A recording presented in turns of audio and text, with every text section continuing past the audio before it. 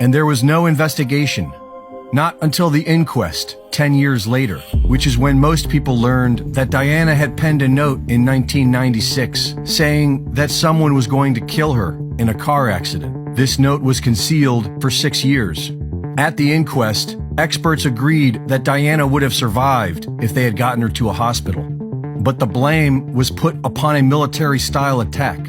According to witnesses, a group of motorcycles, along with a white Fiat Uno, worked in concert to crash the car.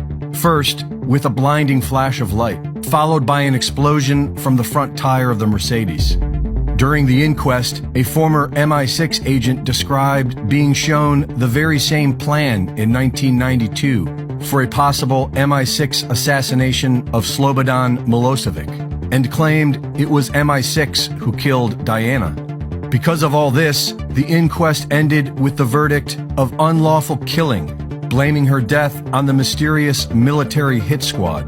During the inquest, many things were kept from the jury, such as the fact that Diana's seatbelt was found to be defective, and evidence of the car being sabotaged. Interestingly, these things would have brought more suspicion towards Dottie's father, Mohammed Al-Fayed, who, after turning down repeated offers from the French government to provide security, was solely responsible for Diana's security detail. And at the last minute, had them leave their security detail in front of the hotel as a decoy and take a different car, a car that was recently stolen, broken, repaired, and never checked by security. Left with only one security guard, they were also assigned a new driver. Henri Paul, who had no chauffeur permit, was tied to Foreign Intelligence Services, was seen on camera signaling to someone just before setting off, had received over 50,000 francs the day of the crash. And this was all under the watch of Mohammed Al-Fayed, who was deeply connected to the intelligence community. He was business partners with one of Lee Harvey Oswald's handlers and represented the grandfather of Muhammad Atta.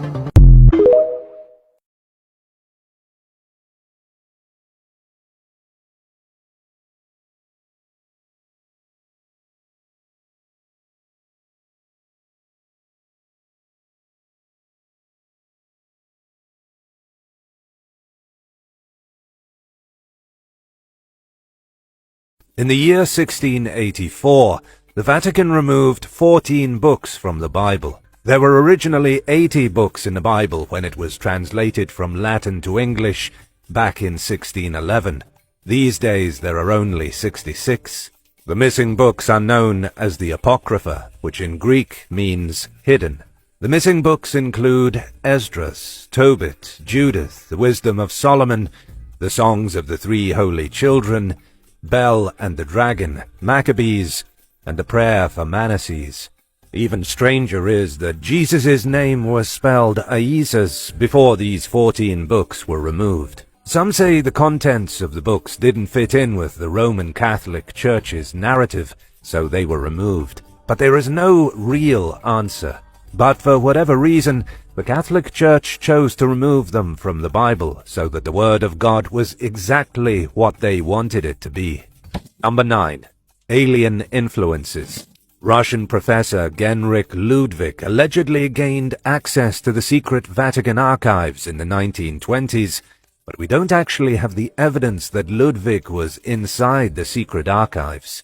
The story goes that Ludwig was allowed into the archives, where he discovered over 53 miles, 85 kilometers of shelving and 35,000 volumes of catalogues. There were papers that discussed how aliens had influenced all the most ancient civilizations of the world. In the 4th millennium BC, the Sumerians went from a bunch of primitive hunters to building walls, laying down irrigation canals, and coming up with a writing system. It could very well be that the aliens helped them, and that the Vatican has known about it all this time.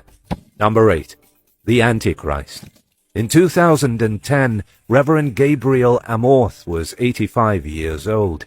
He was also the chief exorcist in the Vatican, with a history of treating over 70,000 cases of demonic possession. In an interview with the Italian newspaper La Repubblica, the Reverend defended his work and freely admitted that he believes the devil is a pure and invincible spirit of evil.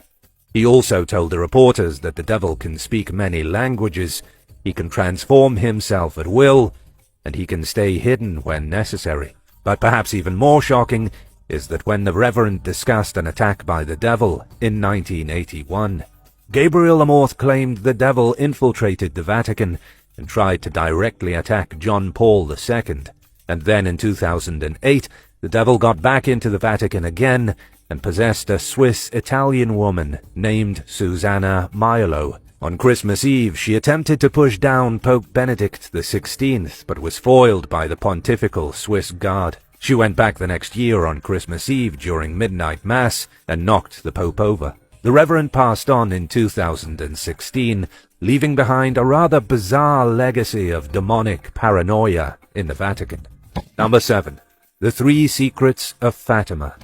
The Vatican may look like a simple religious organization from the outside, but they are a lot more mystical than people realize. The biggest prophecy of all was delivered on May 13, 1917. 3 young Portuguese shepherds were visited by an apparition of the Virgin Mary. The Virgin Mary gave the children 3 prophetic secrets. These secrets were apocalyptic visions of the end of the world. Lucia Santos became the speaker for the 3 shepherd girls. In 1941, she finally revealed to the Vatican 2 of the secret prophecies. In 1943, the Bishop of Leiria asked to reveal the 3rd secret, but Lucia refused. She said she didn't think God was ready for her to unveil the secret just yet. But later that year, the bishop had enough and ordered that Lucia write it down.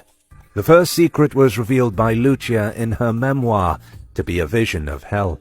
The 2nd secret had to do with World War I and World War II. She predicted World War I would end, but that another war would quickly follow, should men continue to offend God.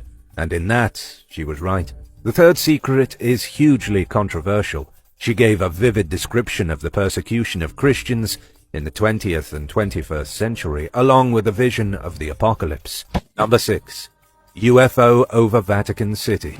In 2007, a mysterious orange disk was spotted hovering over the Vatican. Witnesses saw what can only be described as a silver-orange glowing saucer in broad daylight, hovering over the dome of St. Peter's Basilica. As quickly as it caught the attention of citizens around the globe, the UFO visiting the Vatican was out of everyone's memory. But that doesn't change the fact that it happened. Something strange and seemingly alien hovered above the Vatican for several minutes in 2007. But nobody has any possible way of knowing if it truly did come from outer space. Number 5. The Lost Gospel. There is allegedly written evidence that Jesus Christ married Mary Magdalene and had babies. The evidence comes in the form of a manuscript from the 6th century. The manuscript tells a story of Jesus Christ as a sexual person who fell in love with Mary Magdalene and had some babies. Also, the manuscript paints Mary Magdalene as the daughter of God and the co-redeemer of humanity. But this obviously wouldn't have sat right with the Vatican, who wanted to whitewash Jesus and turn Christians into prudes. Number 4. Profiting from hypocrisy. The Vatican prospers frequently from things they don't believe in. As an example, you probably didn't know that the Vatican invested millions of euros in getting the film Rocketman produced. This seems like a conflict of interest, considering Rocketman was a film about Elton John finding happiness in his marriage to his husband David, a relationship extremely frowned upon by the Church. But even though that's what the movie was about, the Vatican had no problem investing roughly $1 million in getting it made, so that they could get a piece of the pie. Number 3. The Dead Man's Trail. In the year 897, Pope Stephen VI went through a lot of trouble to put a dead man on trial. It was one of the most bizarre things the Vatican ever did, at least that we know about. Pope Formosus had already been dead for a few months, and had no real way of defending himself or his honor. A deacon was even appointed to speak on behalf of the corpse. What followed will seem like insanity. Pope Stephen VI accused the former pope in front of an audience and hurled words at him as though he were screaming at a real, living